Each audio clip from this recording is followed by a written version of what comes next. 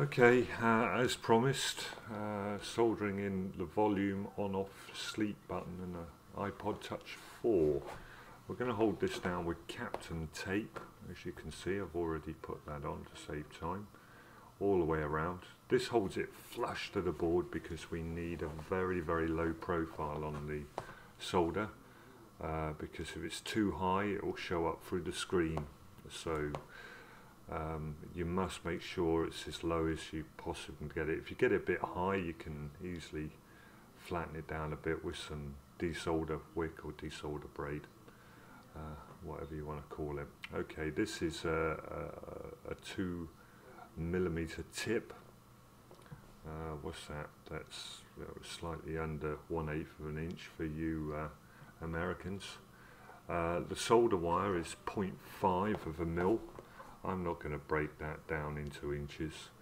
Okay, so we're soldering it about 400 degrees C. So we'll heat up the pad first and then in with the solder. Leave for a while, back off. Same again with this one. Heat up the pad, in with the solder, leave for a while, back off. You don't always get it right, especially when you're soldering stuff as small as this. For those of you that watch my videos on a regular basis, you probably know I shake. Well, okay, I'm not shaking so bad now. This is me soldering, by the way. This last one I've got slightly too high, but I can flatten that down with a little bit of desolder wick, desolder braid. Anyway, that's the repair. It's on, so we'll peel away this Captain tape and get on with soldering on the battery. This particular iPod Touch came in, the case was all bent, like a banana. Couldn't get a new screen on there. Also, the dock was pretty chuffed up. There's no way you'd be able to charge this thing up or sync it with iTunes. So I put in a new dock connector. Now I will be putting up a video on how to solder in a dock connector on an iPod Touch 4. A very tricky job. It took quite some time to do. I've still got to perfect the technique. This repair was effective, it works. I tested all of this prior to putting it all back together, and the screen lit up. Anyway, this is the battery terminal I'm soldering now. I'm putting on some liquid solder onto the solder pads. This means that I'll be able to use two hands, one to hold the connector flush to the board and one to solder. Once again, I'll be soldering at 400 degrees C.